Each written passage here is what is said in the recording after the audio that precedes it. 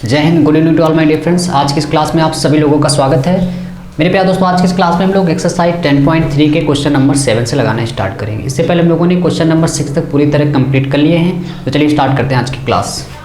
सबसे पहला सवाल आप देख रहे हो 7 नंबर में ये लिखा हुआ, आपको क्या करना है, 3a वेक्टर को लो दोनों में मल्टीप्लाई करा देना है। 3a वेक्टर का दोनों मल्टीप्लाई, तो 3a का 2a से कराओगे तो 6a dot a vector, 3a का 7 से कराओगे तो 7 त्रिक 21 a vector dot b vector, 5b का इससे कराओगे तो 5 दूनी 10, b का इससे कराओगे तो b डॉट a वेक्टर, 5 का इससे कराओगे तो 7 पन्ना 35 b vector dot b vector, 6 a vector का square plus 21 a dot b vector minus का 10। आप इसमें आप इंटरचेंज कर सकते हैं, कोई साइन का इफेक्ट नहीं होता।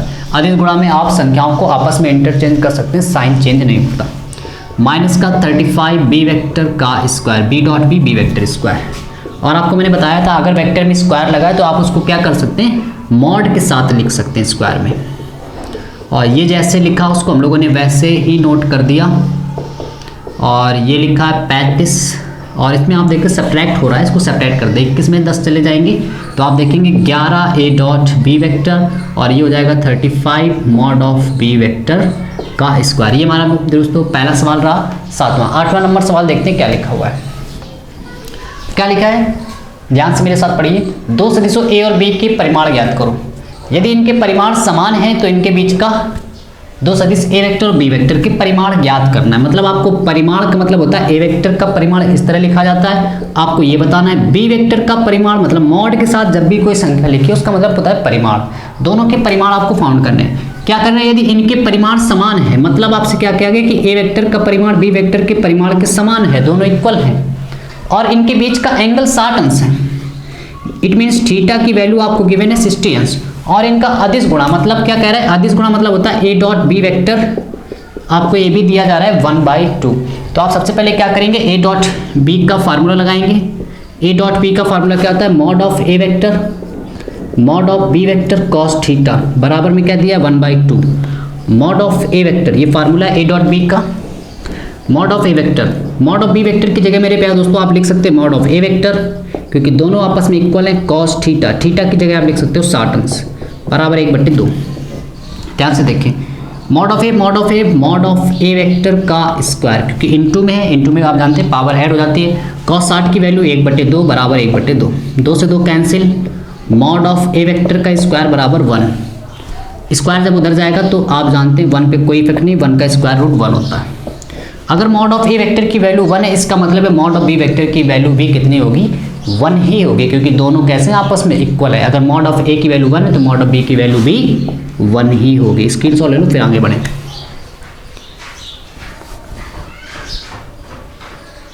चलिए तो क्वेश्चन नंबर लगाते हैं अब हम लोग 9 नंबर। 9 नंबर में देखो क्या लिखा हुआ है।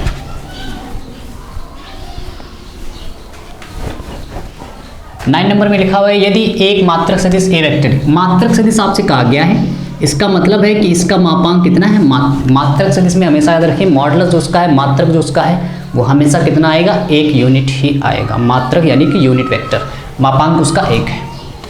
के लिए आपको क्या दिया गया है, के लिए आपको पता है X vector minus A vector dot X vector plus A vector की जो वैल्यू है वो 12 के इक्वल है। तो आपको कहा गया कि मॉड ऑफ एक्स वेक्टर बताओ फिर कितना है। तो देखिए ध्यान से, आपको क्या करना है, इस एक्स वेक्टर को लो दोनों में गुणा कराओ। एक्स का एक्स से कराओगे x dot X vector, x का ए से कराओगे तो एक्स वेक्टर डॉट ए वेक्टर, फिर इस ए वाले का गुणा एक्स से कराओगे तो माइनस ए वेक्टर फिर डॉट एक्स वेक्टर, ए का ए से कराओगे तो plus minus minus A vector dot A vector बराबर में क्या लिखा है 12।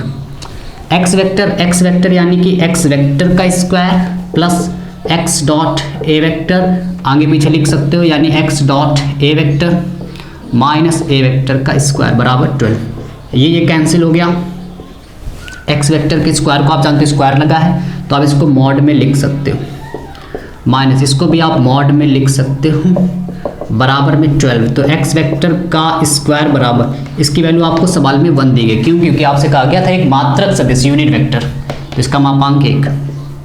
तो एक्स वेक्टर का स्क्वायर बराबर -1 का स्क्वायर 1 इज 12, यहाँ पे -1 बराबर में इक्वल में लिखा है 12। तो एक्स वेक्टर का स्क्वायर बराबर -1 उधर जाएगा तो +1, तो मॉड ऑफ एक्स वेक्टर का स्क्वायर बराबर 13, स्क्वायर जब उधर जाएगा तो आप जानते हो मेरे प्यारे दोस्तों √13 आ जाएगा। ये हमारा आ गया मॉड ऑफ एक्स वेक्टर, जो कि मुझे यही बताना था। ठीक है, स्क्रीनशॉट लो। चलिए क्वेश्चन नंबर बढ़ते हैं हम लोग अब 10 नंबर की तरफ। ध्यान से देखिए 10 नंबर में क्या लिखा है।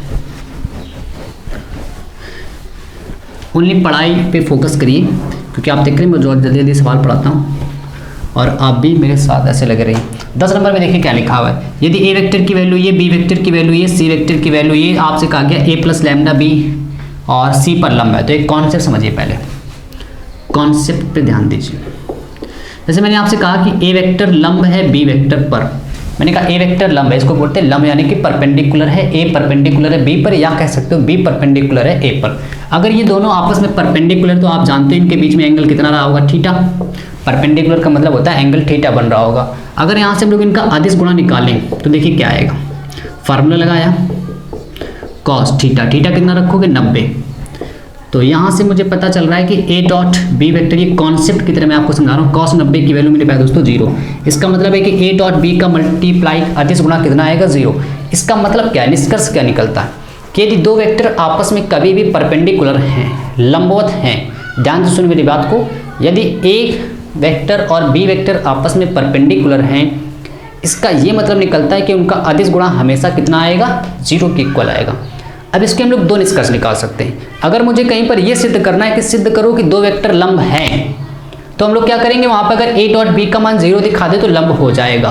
अगर आपसे ये कहा जाए कि दो वेक्टर लंब हैं, सिद्ध नहीं करना है, लंब हैं, तो इसका मतलब हम लोग ये ले सकते हैं कि a डॉट बी का मान कितना रहा होगा, 0 रहा होगा। ये साथ लेके चल सकते हैं। सिद्ध करना है, इसका मतलब a डॉट बी की वैल्यू 0 निकाल दो, सिद्ध हो जाएगा लंब है। और अगर हमने दिया गया सवाल में कि मैं आपको दे रहा हूं कि दोनों वेक्टर परपेंडिकुलर हैं, इसका मतलब हम दोनों साइड लेके एक साथ चलेंगे। तो स्टार्ट करते हैं ये वाला सवाल, क्वेश्चन नंबर 10। क्वेश्चन नंबर 10 देखिए मेरे प्यारे दोस्तों क्या लिखा हुआ है। ये वेक्टर और बी वेक्टर और ये सी वेक्टर दिया है। सबसे पहले हम लोग निकालेंगे A vector plus lambda B vector की वैल्यू। ठीक है, तो ए वेक्टर की वैल्यू सवाल में से मैं यहाँ पे देख के लिख रहा हूँ, ये लिखी हुई है 2i प्लस का 2j। अगर आप बुक लेके बैठे तो देखिए बिल्कुल यही लिखी है, आप यहाँ देख सकते हैं। ठीक है, तो इसमें ब्रैकेट ना लगाओ। इसके बाद प्लस का लैम्डा, लैम्डा और बी वेक्टर की वैल्यू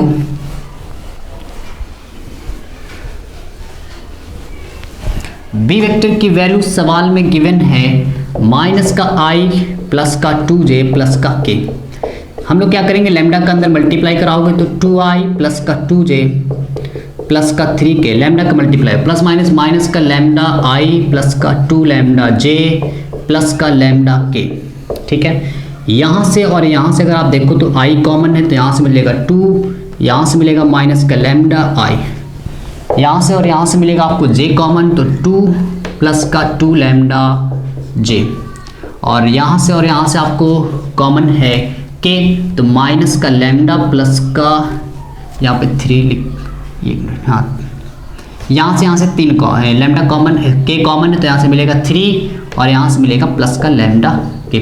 और ये बात सबको समझ में, यहाँ से आई j के कॉमन कर लिया। इसके बाद हम लोगों को कहा गया है सिद्ध करो कि ये आपस में अगर लंब हैं, दिया गया है लंब हैं, इसका मतलब है आपसे कहा जा रहा है कि a vector plus lambda B vector, खुद बताया गया कि ये वेक्टर परपेंडिकुलर है सी वेक्टर पर। इसका मतलब ये है कि a plus lambda B vector का अगर हम लोग अदिश गुणा कर दें तो वो कितना आएगा, 0 आएगा, क्योंकि आपस में परपेंडिकुलर है। इसकी वैल्यू आप देखो मेरे प्यारे दोस्तों, आई है 2 माइनस लैम्डा आई प्लस का 2 प्लस 2 लैम्डा j और प्लस का 3 प्लस लैम्डा k। ये इसकी वैल्यू है।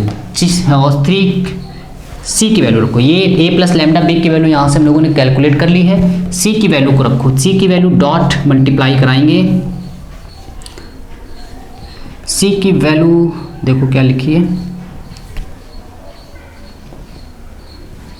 मैंने c की वैल्यू मिटा दी। एक मिनट में c की वैल्यू देख लेता हूँ सवाल में क्या लिखी है। c की वैल्यू क्वेश्चन में गिवन है, क्वेश्चन नंबर कौन सा है, 10 नंबर। 10 नंबर में c की वैल्यू आपको गिवन है 3i प्लस का j। 3i प्लस का j और इक्वल में क्या चल रहा है 0, 3i प्लस का j। ठीक है, अब आप इसका मल्टीप्लाई कराओ। i के आगे क्या लिखा है 3, यहाँ पे क्या लिखा है ये, तो 3 का मल्टीप्लाई हो जाएगा 2 माइनस लैम्डा से। आप जानते हो अदिश गुणा में i का गुणा i से, j वाले का j से। i के आगे 3 लिखा है, यहाँ पे 3 से। j के आगे यहाँ 1 है तो 1 का मल्टीप्लाई 2 प्लस 2 लैम्डा से। k है नहीं तो k का मल्टीप्लाई में 0 है तो वहाँ पे 0 हो जाएगा। 3 दूनी 6 माइनस का 3 लैम्डा प्लस का 2 प्लस का 2 लैम्डा, मल्टीप्लाई करा दिया। 6 2 और कितना हो गया 8, 3 लैम्डा में 2 lambda subtract minus lambda, minus का लैम्डा बराबर 8। जब उधर जाएगा तो माइनस लग जाएगा, प्लस का उधर जाएगा माइनस, माइनस से माइनस कट गया, यहाँ से लैम्डा की वैल्यू 8 आ गई। तो बड़ा ही आसान क्वेश्चन था। चलिए स्क्रीनशॉट ले लो फिर आगे बढ़े। क्वेश्चन नंबर था ये 10। अब हम लोग बढ़ते हैं क्वेश्चन नंबर 11 की तरफ।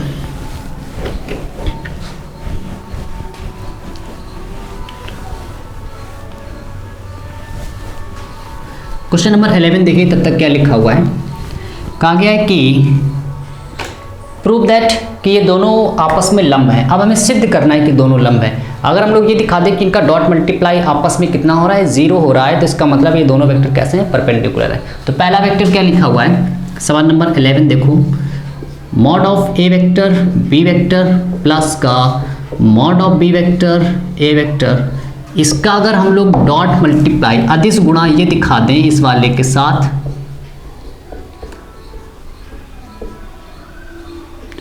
इसका अगर हम लोग शो कर दें कि इसका और इसका, इस सदिश का और इस वाले सदिश का डॉट मल्टीप्लाई 0 आ जाए, तो इसका मतलब ये दोनों आपस में परपेंडिकुलर हो गए। तो चलिए स्टार्ट करते हैं। सबसे पहले आपको क्या करना है, थोड़ा इस सवाल में ध्यान देना क्योंकि इसमें मॉड बहुत सारे हैं, मल्टीप्लाई कराएंगे तो काफ़ी मॉड दिखाई देंगे आपको। तो पहले आप इस वेक्टर को लो और इसमें दोनों गुणा कराओ। तो मॉड ऑफ ए का मॉड ऑफ ए से कराओगे तो मॉड ऑफ ए मॉड, और ये क्या लिखा है ध्यान से देखो, ये लिखा है मॉड ऑफ ए फिर बी वेक्टर, इसका मल्टीप्लाई इससे, यानी ये क्या लिखा है मॉड ऑफ ए फिर बी वेक्टर, इस वाले का इससे हो गया, फिर ये क्या लगा है माइनस, फिर इसको लिखो क्या mod of a b vector, फिर ये लिखा है इनटू में बी वेक्टर ए वेक्टर। अब इस वाले का इससे कराओ, इस वाले का जब इससे कराओगे तो बी वेक्टर ए वेक्टर, और ये लिखा है mod of A vector B vector, इस वाले का इससे कराओ plus minus minus mod of B vector A vector into mod of B vector A vector, केवल आपस में मल्टीप्लाई कराया गया है। ठीक है, अब ध्यान से देखो, मॉड ऑफ ए वेक्टर क्या हो जाएगा, मॉड ऑफ ए वेक्टर का स्क्वायर, बी वेक्टर स्क्वायर, तो मॉड ऑफ केवल बी वेक्टर स्क्वायर, क्योंकि अब इसमें बी में स्क्वायर नहीं लगा, मॉड नहीं लगा ना, यहाँ पर मॉड क्यों आ गया, क्योंकि ये पहले से मॉड दिया है। अब यहाँ पर देखो सीरियल से लिखो A vector B vector mod of A vector mod of B vector, यहाँ पर भी सीरियल लिखो, पहले ए वेक्टर लिख लो फिर बी वेक्टर लिख दो, mod of a mod of B vector, और यहाँ पर भी सीरियल से लिखो मॉड ऑफ बी वेक्टर, पहले तो ए का गुणा ए से कराओगे ए वेक्टर स्क्वायर, क्योंकि स्क्वायर मॉड नहीं लगा तो मॉड लगेगा नहीं, अभी बाद में लगाएंगे, मॉड ऑफ बी तो मॉड ऑफ बी वेक्टर का स्क्वायर। ठीक है, अब देखो ये और ये आपस में कट गया, क्या बचेगा मॉड ऑफ ए वेक्टर का स्क्वायर, बी में स्क्वायर लगा तो आप जानते हो, अब इसको मॉड में लिख सकते हो, माइनस ए में स्क्वायर लगा तो इसको मॉड में लिख सकते हो into mod of B vector square. आप देखो सेम ये यहाँ पे माइनस से कट गया, आंसर कितना आ गया 0। इसका मतलब है इन दोनों का अदिश गुणा 0 आ रहा है, इसका मतलब है कि दोनों वेक्टर आपस में कैसे रहेंगे, लंब रहेंगे। आप एक लाइन लिख देना कि आता स्पष्ट है कि दोनों वेक्टर आपस में परपेंडिकुलर हैं। स्क्रीनशॉट ले लो फिर आगे बढ़े। चलिए क्वेश्चन नंबर बढ़ते हैं हम लोग अब 12 की तरफ। 12 नंबर में देखिए क्या कहा गया है, 12 नंबर में क्या कहा जा रहा है कि यदि ए डॉट ए की वैल्यू 0 है, सवाल में आपसे कहा गया है कि ए डॉट ए की वैल्यू 0 है, और आपसे कहा गया है कि ए डॉट बी की वैल्यू 0 है, तो आप बताओ कह रहे हैं बी के बारे में आप क्या कह सकते हो, है ना। बड़ा अजीब सा सवाल लग रहा है कि ए डॉट ए की वैल्यू 0, ए डॉट बी की वैल्यू भी 0 है, फिर आपसे पूछा है बी के बारे में आप बताओ आप क्या सोच रहे हो कि बी एक क्या सदिश है। तो ध्यान से देखो ए डॉट, क्वेश्चन नंबर है 12, ए डॉट ए का जब मल्टीप्लाई कराओगे तो ए वेक्टर का स्क्वायर आ जाएगा। ठीक है, ए डॉट ए वेक्टर स्क्वायर जब उधर जाएगा तो 0 पे कोई इफेक्ट नहीं पड़ेगा, वो 0 रहेगा। इसका मतलब क्या है कि ए वेक्टर की वैल्यू क्या है 0। हम अपने दूसरे पार्ट में आए, यहाँ पर, ठीक है। ए वेक्टर की वैल्यू हम लोग 0 निकाल चुके हैं, वहाँ पे रखो ए वेक्टर की वैल्यू 0 रखी। इनटू में क्या लिखा है बी वेक्टर, बराबर में क्या लाना है 0। अगर आप ध्यान से देखो तो बी वेक्टर का गुणा 0 से कराओगे तो वो 0 आएगा, कन्फर्म 0 आ जाएगा। अब मैं अगर आपसे कहूँ बी है क्या, बी वेक्टर की वैल्यू क्या है जरा आप ये बता दो, तो आप यहाँ पे वैल्यू से उसका कोई तात्पर्य नहीं है। क्यों? क्योंकि जब b का गुणा तुम 0 से कराओगे वो हर समय 0 आएगा। अब b की वैल्यू तुम चाहें i प्लस जे प्लस के रख दो, या b की वैल्यू तुम i माइनस जे माइनस के रख दो, या b की value 2i plus 2j plus का 3 के कुछ भी रख दो आप, कोई कुछ फायदा नहीं, क्योंकि वो किसके साथ जा रहा है, 0 के साथ जैसे गुणा होगा तो हमेशा 0 आएगा। इसका मतलब क्या है कि बी वेक्टर एक कोई भी सदिश हो सकता है। तो यहाँ पे सीधे हम लिख देंगे बी वेक्टर कोई भी सदिश हो सकता है, सदिश हो सकता है कि क्योंकि वो 0 से मल्टीप्लाई होकर राइट हैंड साइड वो 0 हमेशा मिलेगी। तो बी कुछ भी सदिश हो उस पर कोई इफेक्ट नहीं। तो ये हो गया, चलिए नोट स्क्रीनशॉट ले लो फिर आगे बढ़े।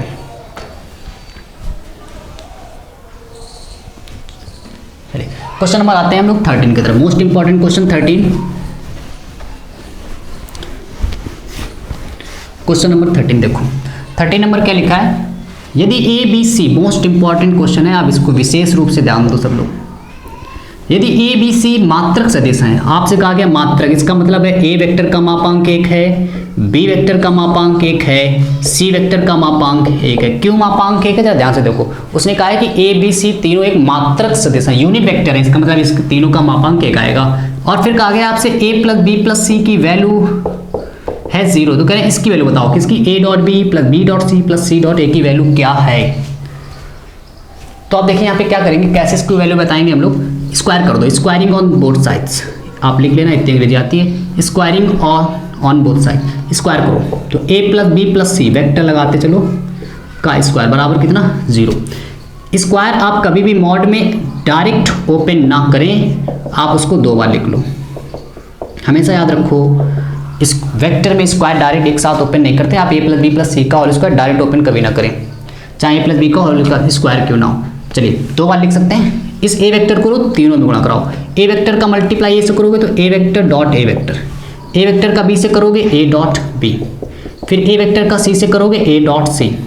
अब बी वेक्टर को लो ए से कराओ, तो पहले तो प्लस लगाना पड़ेगा, बी वेक्टर का ए से कराओगे बी डॉट ए, फिर बी का बी से कराओगे बी डॉट बी, फिर इस बी का सी से कराओगे बी डॉट सी।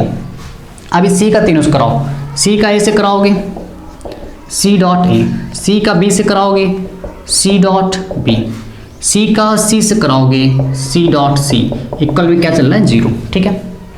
ध्यान से देखो, ए डॉट ए हो जाएगा ए वेक्टर का square, a dot b a dot c plus vector लगाते चलो, बी डॉट ए को हम लोग सीरियल से लिखना चाहें तो ए डॉट बी ज़्यादा ठीक रहेगा, बी डॉट बी ये हो जाएगा बी वेक्टर का स्क्वायर, बी डॉट सी बिल्कुल सही लिखा है, ए डॉट सी डॉट ए लिखा है क्योंकि हम लोग शुरुआत में ए डॉट सी लिख चुके हैं, तो इसको आप ए डॉट सी बना लो, तो आपस में इसको चेंज कर दो, बी डॉट सी लिख दो इसको, और सी डॉट सी हो जाएगा सी वेक्टर स्क्वायर, ठीक है। जहाँ पे स्क्वायर लगा उसको आप जानते हैं मॉड के साथ लिख सकते हैं, तो इसको हम लोग मॉड ऑफ ए वेक्टर का स्क्वायर, इसको लिख सकते हैं मॉड ऑफ बी वेक्टर का स्क्वायर, और इस वाले को लिख सकते हैं मॉड ऑफ सी वेक्टर का स्क्वायर, ठीक है।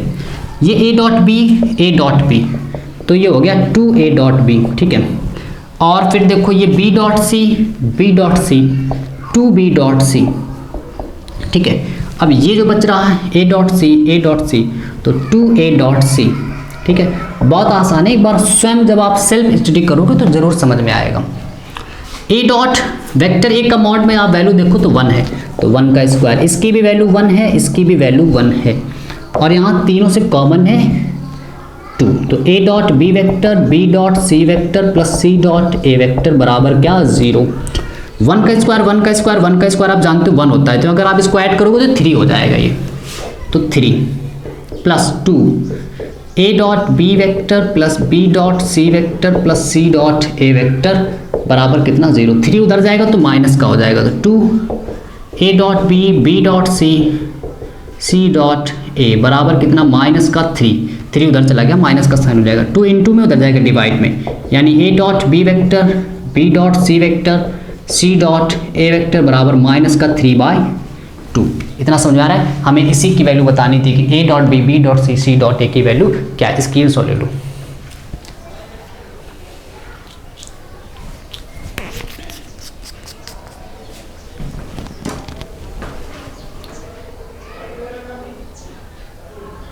चलिए, इतना समझ में आ रहा है। अब हम लोग बढ़ते हैं क्वेश्चन नंबर 14 की तरफ। क्वेश्चन नंबर देखिए 14 क्या कह रहा है।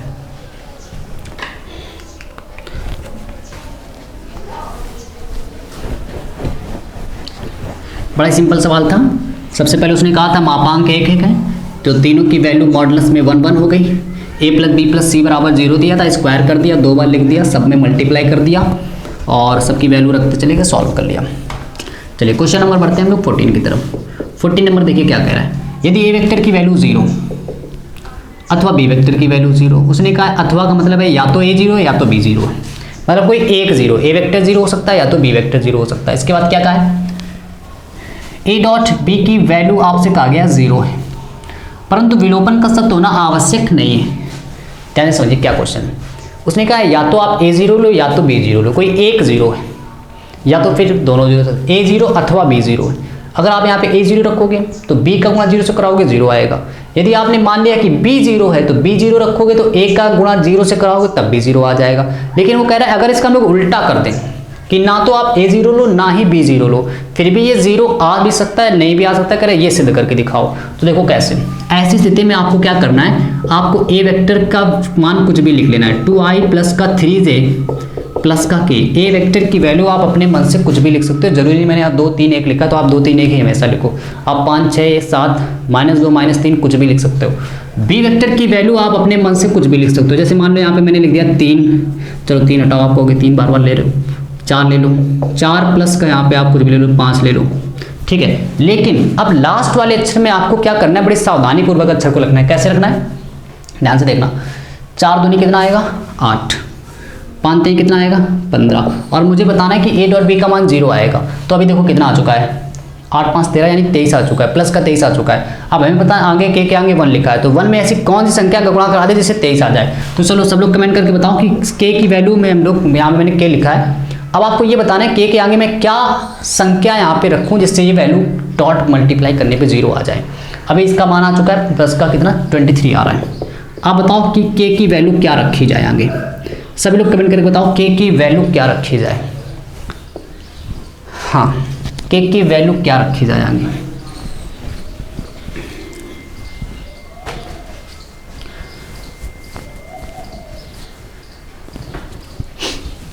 चलो ठीक, बहुत बढ़िया। चलो मैं भी बता देता हूँ, बढ़िया लगा।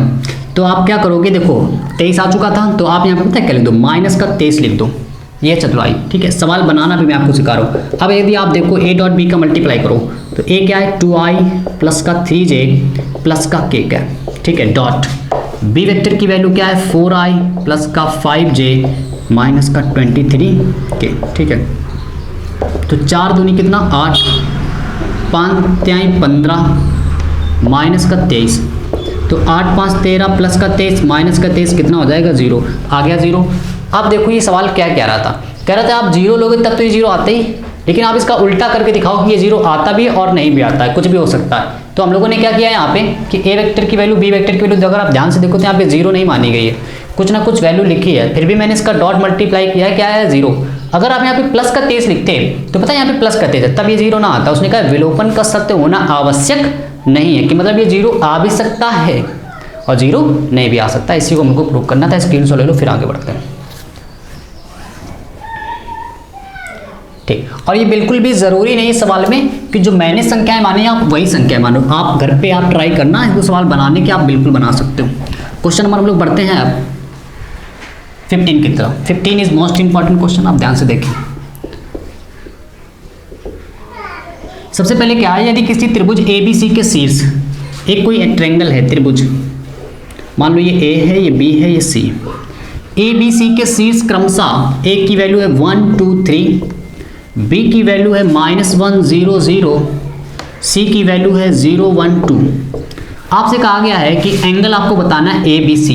सबसे पहले तो आप जानो किस एंगल को बताना है। जो भी एंगल बीच में लिखा होता है मुझे हमेशा उसी के एंगल को बताना है। कौन बीच में है? बी, यानी मुझे बी की वैल्यू कैलकुलेट करके बतानी कि बी में एक्चुअली में रियल में एंगल क्या यहाँ पे क्रिएट हुआ है, कितना एंगल बन रहा है। तो सबसे पहले आपको क्या करना है कि जब भी आपको सदिश में इस तरह के सवाल पूछ दिए जाएं तो आपको जिस वेक्टर से पूछ रहा है आप उससे 2 वेक्टर निकाल दें, बिल्कुल उससे दूर की तरफ वेक्टर बना दें। सबसे पहले आप कैलकुलेट करो बी ए वेक्टर फिर बी सी वेक्टर। तो सबसे पहले तो आपको इनको वेक्टर फॉर्म में ही कन्वर्ट करना है। एक को वेक्टर फॉर्म बनाओ, तो एक को वेक्टर बनाओगे आई जे के कैसे लगाओगे? पहले वाले में आई, बाद वाले में जे, फिर सबसे लास्ट वाले में के लगा दो। तो आई प्लस 2j प्लस का 3k पहला वाला हो गया। बी वेक्टर देखो माइनस का आई, 0 है आप ना लिखो ज़्यादा बेटर है, 0i प्लस 0k लिख सकते हो, और नहीं आपका मन है तो ना लिखो वो ज़्यादा बेटर है। सी वेक्टर पहला 0 है यानी आई के आगे 0 आप लिखो चाहे ना लिखो। बाद वाले में क्या लगाओगे? जे वेक्टर, और ये क्या लिखा है 2 यानी कि 2k वेक्टर। सबसे पहले आप कैलकुलेट करो बी ए वेक्टर। अब मैं बी ए क्यों लिख रहा हूँ यहाँ पे, ए बी क्यों नहीं लिख सकते? क्योंकि मुझे बी पर एंगल बताना है तो बी से एरो निकलने चाहिए, ठीक है। तो यहाँ पे हम लोग ये कर लिए। तो बी ए वेक्टर की वैल्यू यहाँ से हम लिख सकते हैं a b vector minus B vector. तो एक वेक्टर की वैल्यू आई प्लस 2j प्लस का 3k, और बी वेक्टर की वैल्यू अगर आप रखो आगे आप देख रहे हो माइनस का साइन है, बी वेक्टर की वैल्यू माइनस का आई, तो आई वेक्टर प्लस का 2j वेक्टर प्लस का 3k vector, minus minus plus का आई, ये आई और ये आई हो गया 2i प्लस का 2j प्लस का 3k। ये वैल्यू आ गई बी ए वेक्टर की। अब मुझे किसकी वैल्यू चाहिए? बी सी वेक्टर की। बी सी वेक्टर जिस पे एंगल बताना है उसी से हमेशा काम होना है। तो बी सी वेक्टर को आप लिख सकते हो C minus B vector, C minus B vector. C की वैल्यू आप देखो मेरे प्यारे दोस्तों, तो j plus 2k minus B vector की वैल्यू माइनस का आई, माइनस आई माइनस ये माइनस माइनस हो जाएगा प्लस। तो यहाँ पर अगर हम लोग देखें तो बी सी वेक्टर की वैल्यू है माइनस माइनस प्लस का आई प्लस का j प्लस का 2k। यहाँ तक आ गए। अब मुझे बताना है एंगल की बी पे कितना एंगल क्रिएट हो रहा है। तो सबसे पहले आप क्योंकि आप देख रहे हो ये ए वेक्टर की तरह व्यवहार करेगा ये बी वेक्टर, तो ए वेक्टर रियल में है क्या आज के लिए? बी ए वेक्टर। तो यहाँ पे हम लोग क्या करेंगे? बी ए वेक्टर डॉट बी सी वेक्टर की वैल्यू निकालेंगे। बी ए vector dot B C, B vector को आप कुछ देख के मान के चलो स्मॉल ए वेक्टर है, स्मॉल बी वेक्टर है। तो ए डॉट बी का फार्मूला क्या होता है? ए इतना बड़ा है यानी कि बी ए वेक्टर का मॉड, बी ए वेक्टर का मॉड बी सी वेक्टर का मॉड कॉस थीटा। तो बी ए वेक्टर की वैल्यू हम लोगों ने पहले से निकाल रही है। बी ए वेक्टर की हाँ ये वैल्यू लिखी है 2i प्लस का 2j प्लस का 3k कैप। बी सी वेक्टर की वैल्यू आप देखो ध्यान से, ये आई प्लस j प्लस 2k। अब यहाँ से देखें, हाँ दिख रहा बी ए वेक्टर की वैल्यू मॉड में, तो बी ए वेक्टर है क्या? ये ठीक है, जगह कम है थोड़ा, मैं डायरेक्ट मॉड निकाल लूँ तो आप ध्यान देना। आई के आगे क्या लिखा है? 2, 2 का वर्ग क्या हो जाएगा? 4। जे के आगे क्या लिखा है? 2, 2 का वर्ग क्या हो जाएगा? 4। फिर के आगे क्या लिखा है? 3, 3 का वर्ग कितना हो जाएगा? 9। ठीक है, इनटू का साइन आगे देख रहा है, चलो थोड़ा लिख देते हैं, यहाँ पे देख लो तुम बी सी वेक्टर इनटू के साइन में लिखा है आगे। बी सी वेक्टर की वैल्यू यहाँ से देखो क्या लिखा है, ये 1 का स्क्वायर इज 1, 1 का स्क्वायर इज 1 और 2 का स्क्वायर इज 4 कॉस थीटा। ठीक है, बी ए वेक्टर की वैल्यू लिख दो, बी सी वेक्टर की वैल्यू लिख दो, बी ए का मॉड बी सी का मॉड, मॉड निकालना सीख गए अब तो, इतने बड़े हो गए यार मेरे शेर आखिर। आई के आगे यहाँ 1 लिखा है, 2 लिखा है, तो 2 1 कम 2। जे के आगे यहाँ 1 लिखा है, यहाँ 2 लिखा है, 2 1 कम 2। यहाँ 2 लिखा है, यहाँ 3 लिखा है, 2 3 6। चलो इसमें कैलकुलेट करो, 4 4 8 9 8 17। ठीक है, इंटू 6 4 तो 6 कॉस थीटा। तो यहाँ से क्या पता चल रहा है, इसको चलो मैं मिटा देता हूँ, इसका कोई काम नहीं। 6 4 10 बराबर, और इसका मल्टीप्लाई कराओगे तो 7 6 42 के 2 हासिल 4 6 4 10 कॉस थीटा।